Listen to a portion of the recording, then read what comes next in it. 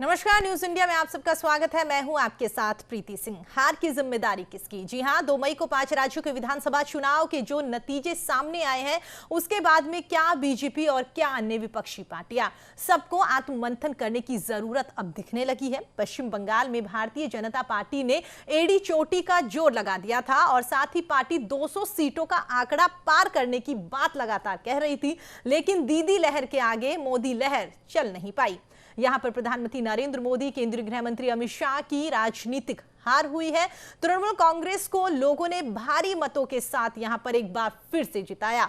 वहीं पर इन नतीजों के बाद में बीजेपी को तो आत्ममंथन करने की जरूरत है ही, लेकिन कांग्रेस तो पूरी तरीके से चुनाव से बाहर रही। चुनाव में कांग्रेस की खास भागीदारी देखने को नहीं मिली। बड़ा नुकसान तो कांग्रेस को असम में हुआ है, जहां पर प्रियंका गांधी ने पूरी ताकत लगा दी थी, लेकिन यहां पर भारतीय जनता पार्टी ने एक बार फिर से बाजी मार ली। असम में कांग्रेस की कमान अलवर के पूर्व सांसद भंवर जितेंद्र सिंह ने संभाली हुई थी। जितेंद्र सिंह असम में चुनाव प्रभारी भी थे। असम में मौजूदा मारवाड़ियों को लुभाने का जिम्मा उन्हीं पर था, लेकिन यह नीति किसी काम की नहीं रही।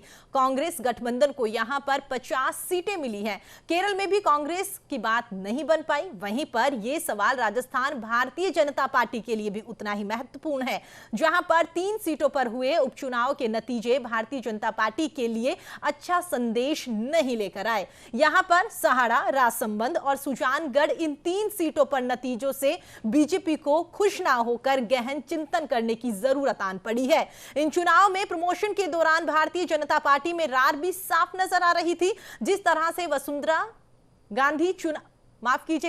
राजे सिंधिया चुनाव से दूरी बनाती हुई नजर आई, तो वहीं पर सतीश पूनिया की खराब रणनीति भी यहां पर देखने को मिली, जिसमें उपनेता प्रतिपक्ष राजेंद्र राठौड़ चूरू से विधायक है, लेकिन वो सुजानगढ़ में वोटर्स को अपने पक्ष में लुभाने में नाकामयाब रहे। ऐसे में 2 मई के नतीजे सभी पार्टियों के लिए एक बड़ा संदेश लेकर आए हैं और सबसे यही सवाल है कि क्या इन नतीजों की जिम्मेदारी पार्टियां अब लेने के लिए तैयार हैं?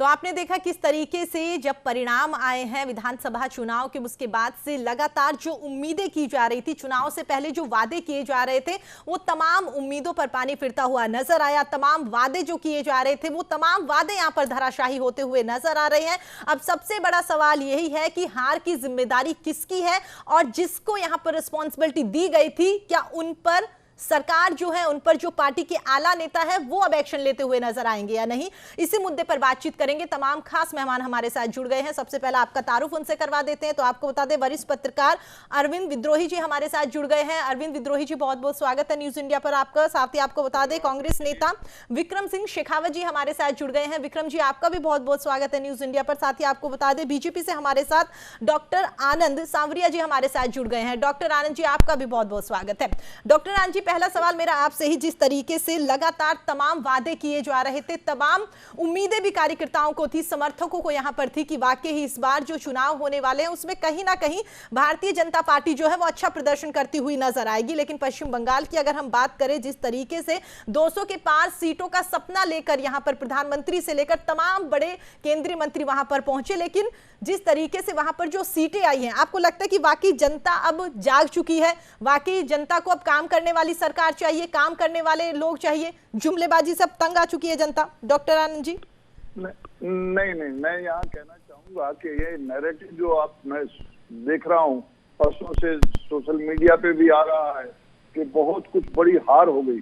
देखिए, पश्चिम बंगाल की जब हम बात करते हैं तो भारतीय जनता पार्टी ने बीड़ा उठाया था कि जो कुशासन, जो जिस तरह की बंगाल की अस्मिता के साथ खेल जो हो रहा था, उसको हटाने के लिए हमने पूरा जोर लगाया।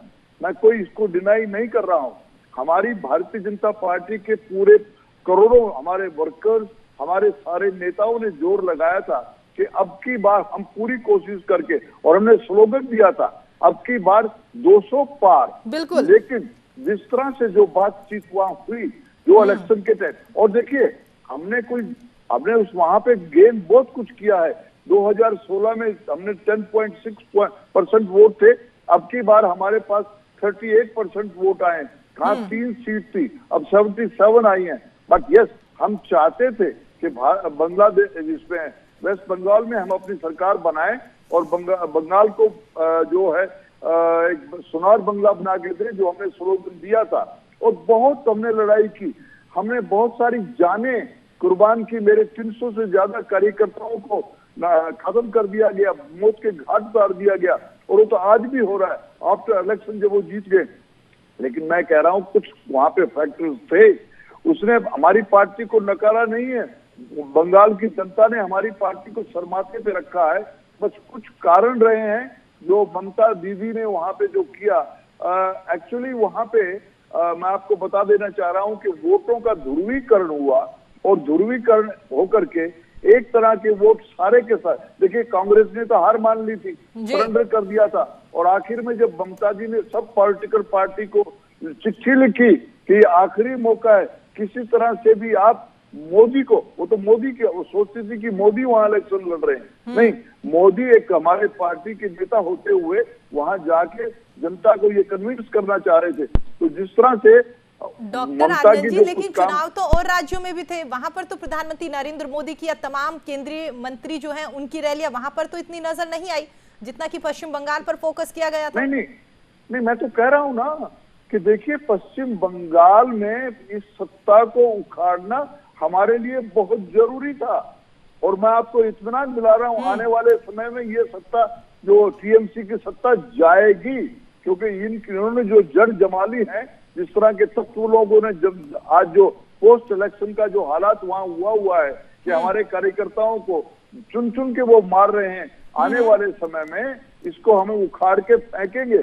मैं तो मान रहा हूँ बंगाल जो है हमारे लिए बहुत ही संघर्ष पूर्ण काम रहा, और बंगाल की जनता ने हमें काफी साथ दिया, हमें 38% वोट तक पहुंचा दिया, 70 सीट। अब हम अपोजिशन में है, और देखिए आने वाले समय में जो 5 तारीख को ममता जी चीफ मिनिस्टर बन जाती हैं और हम अपोजिशन के रहेंगे, तो हम बंगाल की जनता की सहायता करने के लिए कभी कोताही नहीं रहेंगे, हम पूरी तरह से तैयार रहेंगे। ठीक है डॉक्टर आनंद जी, वो बात सही है कि आप जिस तरीके से अभी तमाम बातें कह रहे हैं, लेकिन इस बात से तो इनकार नहीं कर सकते, तमाम सपने आप लोगों ने संजोए हुए थे, क्योंकि जिस तरीके से प्रधानमंत्री नरेंद्र मोदी, और बार बार वही बात की, और भी राज्यों में चुनाव थे, लेकिन सबसे ज्यादा जिस तरीके से बंगाल पर लगातार एड़ी चोटी का जोर लगाया गया, तमाम मंत्रीगण वहां पर पहुंचे, तो वाकई कह सकते हैं कि सपने तो यहाँ पर धराशायी हुए हैं आपके। दोबारा आपका रुख करूंगी, विक्रम सिंह आपके पास आना चाहूंगी।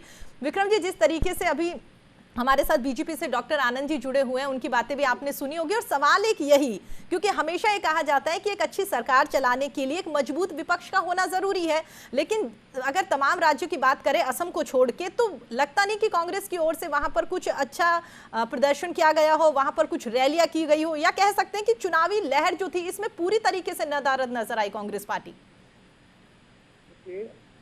आनंद जी ने जितने भी तो वाक्य बोले हैं, ध्रुवीकरण का काम भाजपा ने देश में शुरू किया था। वो ध्रुवीकरण वहां बिल्कुल पश्चिम बंगाल में होता तो ये नतीजे नहीं आते। इनको बहुमत का सम्मान करना चाहिए। जो सरकार, जो जनता ने जो उनका इस तरह से अपमान नहीं करना चाहिए।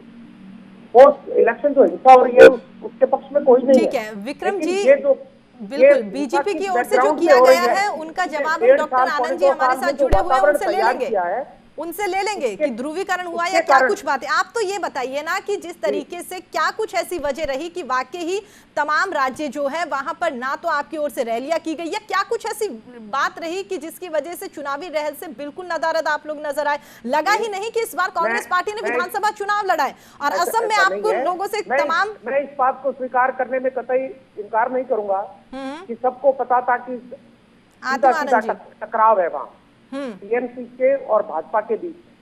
अब ये जनता को फैसला करना था कि वोटों का बंटवारा नहीं। चलिए बंगाल की बात छोड़ देते हैं, लेफ्ट और इसके अलावा भी और बहुत सारे राज्य थे जहां पर चुनाव हुए। तमिलनाडु में देखिए डीएमके के साथ थी कांग्रेस, वहां गठबंधन जीती अच्छे, और केरला में भी इतने बुरे नतीजे नहीं है।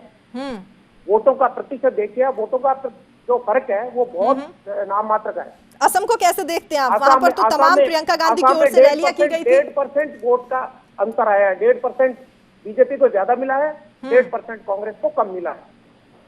हाँ, सीटों में फर्क आया, मैं मानता हूँ, लेकिन वो जनता का फैसला है, हम स्वीकार करेंगे और मंथन करेंगे और उसके आधार पर वही बात है, राहुल गांधी की ओर से भी ट्वीट किया गया था कि वाकई विनम्रता के साथ जो भी जनता ने फैसला सुनाया उसे हम स्वीकार करते हैं। लेकिन बात यह है ना कि कब तक आप विनम्रता के साथ फैसले यहाँ पर स्वीकार करते रहेंगे? क्यों नहीं आप विपक्ष की एक महत्वपूर्ण भूमिका निभाते हैं?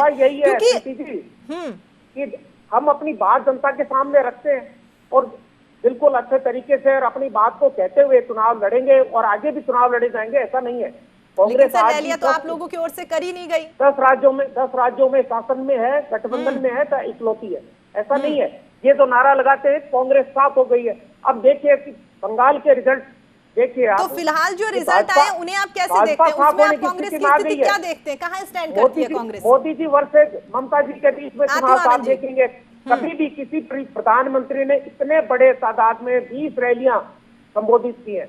और मैं आपको बताता हूँ, विक्रम जी वही बात है ना कि बीजेपी की जो कमी है वो बता देंगे, ये चुनाव उस पर मंथन नहीं कर रहे। उस पर अगर मंथन करेंगे तो हमारे साथ है बीजेपी से, हम उनसे पूछ लेंगे। उसमें विफल हुए हैं बिल्कुल। सर, आरोप प्रत्यारोप लगाने के लिए नहीं आए ना हम यहाँ पर जानना जरूरी है कि क्या कुछ ऐसी वजह रही है, चिंतन करना जरूरी है। हाँ बिल्कुल चिंतन होगा, विभिन्न पार्टी बिल्कुल चिंतन होगा और कहीं ना कहीं कह सकते हैं जिस तरीके से आप लोगों की ओर से आगामी विधानसभा माफ कीजिएगा जो रिसेंटली विधानसभा चुनाव के नतीजे आए हैं उनमें जो प्रदर्शन किया गया है उससे साफ कह सकते हैं कि कहीं ना कहीं एक तो साफ आप लोगों की कमजोरी रही है जिसकी वजह से भारतीय जनता पार्टी का इतना अच्छा प्रदर्शन देखने को मिला। अगर विपक्ष वहां पर मजबूत होता तो शायद कुछ और ही स्थितियां होती, कुछ और ही आंकड़े निकल कर सामने आते। हर स्टेट के अपने अपने परसेप्शन होते हैं, अपनी धारणाएं होती हैं।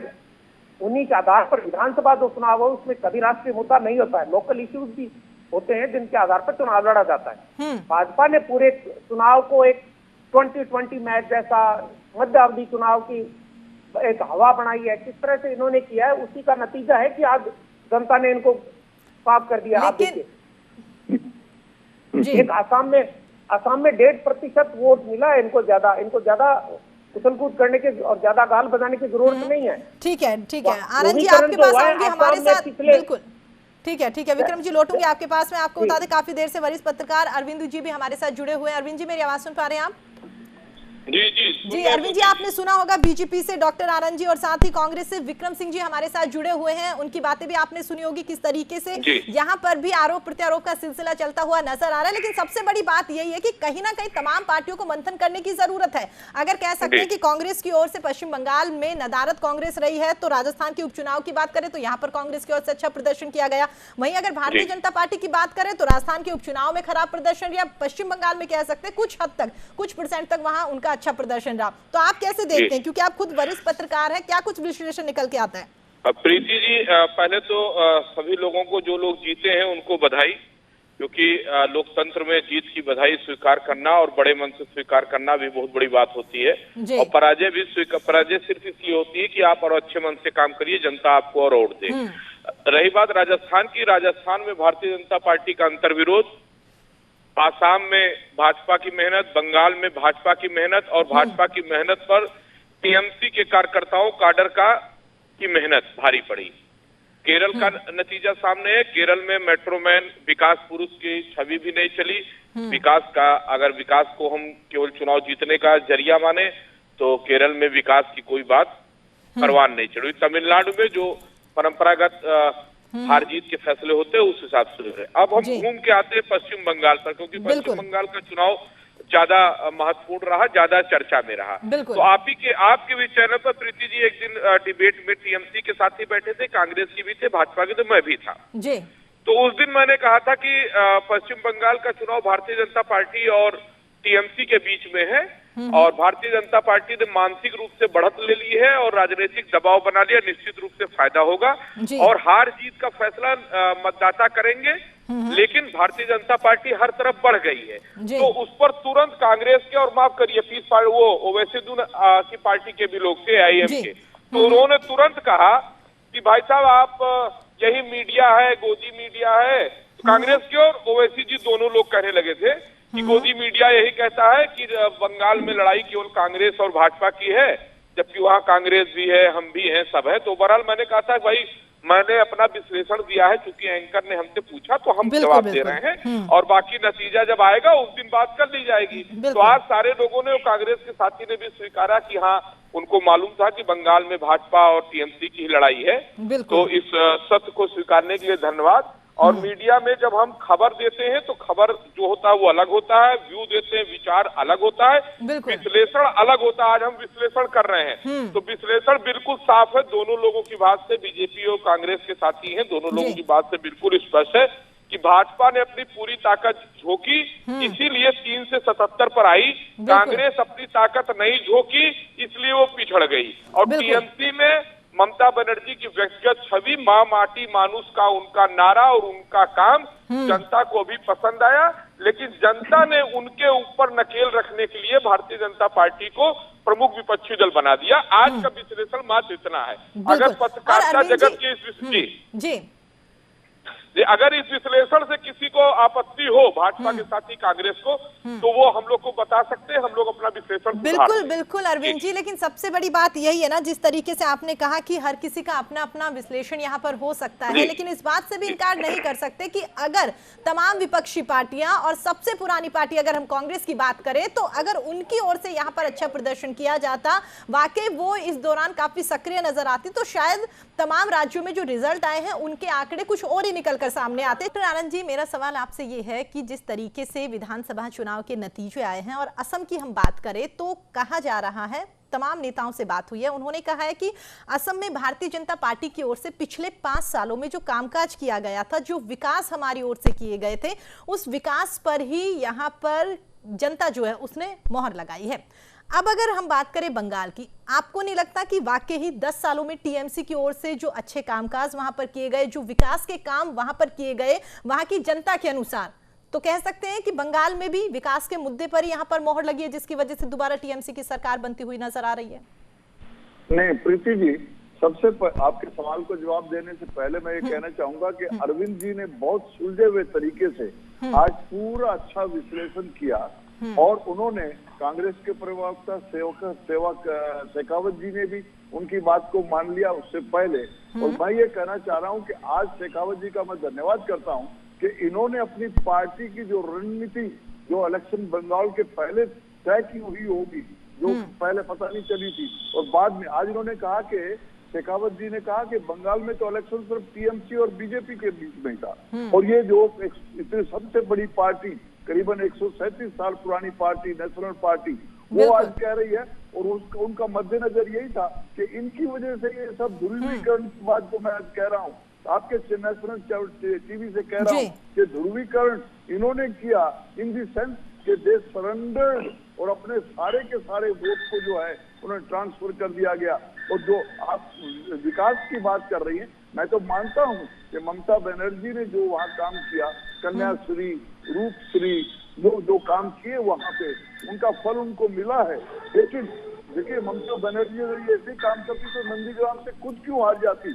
नंदीग्राम में जो कैंडिडेट, लेकिन नंदीग्राम में ये भी तो हो सकता है ना, जिस तरीके से आनंद जी, शुभेंदु अधिकारी को कहा जाता था कि ममता बनर्जी का राइट हैंड है, वो हमेशा नहीं होता कि सीधे सीएम से जाके लोग बातचीत करें। तमाम योजनाएं जो टीएमसी की ओर से चलाई जाती थी, शुभेंदु अधिकारी वहां पर जाकर लोगों से मिलते थे। एक ये वजह भी तो हो सकती है उनकी जीत की, कि डायरेक्ट वही लोगों से मिलते थे, वही चुनावी मैदान में उतरे तो उन्हें जिता दिया।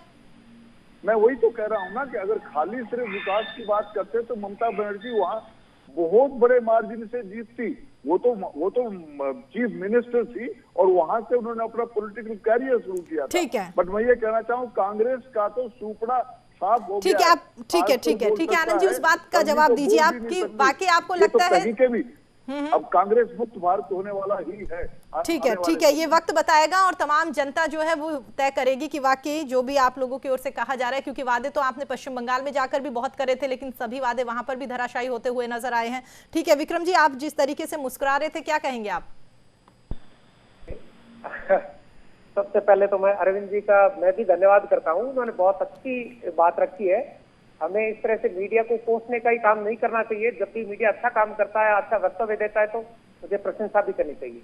दूसरी बात यह कि बंगाल को लेकर, आसाम में तो कहते हैं कि हमने विकास से चुनाव जीता, और बंगाल में जब ममता जी जीतती है तो कहते हैं नहीं, यहाँ तो ध्रुवीकरण हो गया। ध्रुवीकरण किसको, ध्रुवीकरण शब्द की ध्रुवीकरण जो सही बढ़ाई है वो भाजपा ने करी है। आप लोगों ने सरेंडर किया, आप लोगों ने सरेंडर किया। कोई सरेंडर नहीं होता है। पार्टी ने चुनाव लड़ा है और लड़ेगी। वह भाकपा ने 35-40 अच्छा साल राज ठीक किया है विक्रम जी आऊंगी आपके पास में। आनंद जी फिर राजस्थान को लेकर क्या कहेंगे? विक्रम जी आती हूँ, एक मिनट रुकिए। राजस्थान को लेकर आनंद जी क्या कहेंगे फिर आप? राजस्थान में जिस तरीके से 3 सीटों पर उपचुनाव हुए थे, एक ही सीट पर आप लोग जीते जहाँ पर पहले से भारतीय जनता पार्टी का विधायक था, उसे आप कैसे देखेंगे आनंद जी? इसका मतलब आप मानते कि बाकी सरकार की ओर से काम का सही तरीके से किए जा रहे हैं, तभी वहाँ पर 2 सीटों पर कांग्रेस फिर से आ गई। विक्रम जी आऊंगी आपके पास। जब भी बाई इलेक्शन प्रीति जी होते हैं वहाँ रूल और राजस्थान की कहानी सुनिए आप, राजस्थान की कहानी सुनिए तो 10% बंगाल चुनाव में, एक मिनट विक्रम जी, तो विधानसभा चुनाव के मुख्य ठीक है चुनाव में विक्रम जी, जो वोट मेरी मिले आवाज आ रही है विक्रम जी आप तक? 10% बढ़ के मिले। इनको मेरी बात सुननी जी, चाहिए। एक बार उनसे जो सवाल किया राजस्थान को लेके पूछा है उनसे, एक बार वो क्लियर हो जाए, उसके बाद आपके पास आती हूँ। जी आनंद जी। जी प्रीति जी, मैं ये कहना चाह रहा हूँ कि किसी भी स्टेट में जब बाई इलेक्शन होता है तो जो वहाँ पे पार्टी सत्ता में होती है वो बेनिफिट उठा के रखती है। बट मैं ये कहना चाह रहा हूँ कि कांग्रेस के जो प्रवक्ता इस वक्त बोल रहे हैं उन्होंने तो अपनी पार्टी का पूरा जो इन्होंने तो नहीं, पर कहा तो ये जाता है ना कि सरकार अच्छे काम कर रही है, क्योंकि बीच में अगर इलेक्शन हो रहे हैं तो कहीं ना कहीं कह सकते हैं ना कि सरकार अच्छा काम कर रही है, तभी तो जनता ने दोबारा वहां पर उन्हीं लोगों को जिताया है। नहीं, मैं कहना चाह रहा हूँ कि जो रूलिंग एक मिनट विक्रम जी, एक मिनट है, लेकिन जहाँ पे बंगाल में तो ना कांग्रेस का राज्य था ना तो बीजेपी का राज्य था, वहाँ टीएमसी का, तो कांग्रेस का तो टुकड़ा साफ हो गया। इनके नेशनल लीडर ने। ठीक है सर, ठीक है, आरोप प्रत्यारोप लगाने के लिए वक्त नहीं है इतना। बिल्कुल विक्रम जी आखिरी कमेंट दीजिए। आप ये कह रहे हैं कि सत्ताधारी चुनाव जीती है। हमने पिछले बीजेपी के शासन में जब हमारी 21 सीटें थी उसके बावजूद 4 विधानसभा के चुनाव है, 4 में से हमने 3 बहुत अच्छे बहुमत से जीते, इनको 1 सीट जीतने दी, जबकि इनके पास 162 सीटें थी। आप देखिए कामकाज पर वोट देते हैं लोग, ऐसा नहीं है। और आपके प्रधानमंत्री जी के इतने एग्रेशन और किस तरह से आपने दुरुपयोग किया है, आपके साथ चुनाव आयोग, आपके साथ सीबीआई, आपके साथ एनआईए तक को आपने नहीं छोड़ा, उसके बावजूद आप साफ हो गए। आप प्रधानमंत्री जी को विचार करना चाहिए, आपकी पूरी पार्टी को विचार करना चाहिए। बिल्कुल विक्रम जी कह सकते हैं वाकई जो रिजल्ट इस बार आए हैं उसको देखकर कि जनता जाग चुकी है, जनता जागरूक हो चुकी है। बिल्कुल सही कहा, जागरूक हो चुकी है। ठीक है अरविंद जी आखिरी कमेंट आपसे चाहेंगे। आपने देखा किस तरीके से यहाँ पर भी आरोप प्रत्यारोप का दौर शुरू हो गया, आपसे आखिरी कमेंट चाहेंगे। आपको लगता है वाकई अब जनता जो है वो जागरूक हो चुकी है, जनता समझ चुकी है कि किन्हें हमें जिताना है, कौन लोग ऐसे जो वाकई आने वाले दिनों में हमारे लिए कामकाज कर सकते हैं? देखिए जनता हमेशा से जागरूक है और जनता केवल विकास पर वोट नहीं देती, मैं कई बार कह चुका हूँ। विकास के अलावा स्थानीय मुद्दे भी होते हैं और प्रत्याशी का अपना जो है व्यक्तिगत रुझान होता है। कई तरह से चुनाव निर्णायक होता है जिसमें जाति, धर्म, संप्रदाय, तुष्टीकरण, भावनात्मक उभार और अच्छे कामकाज, छवि, पार्टियों का अपना संगठन, काडर और अंतिम 3 दिन बहुत विचित्र होता है।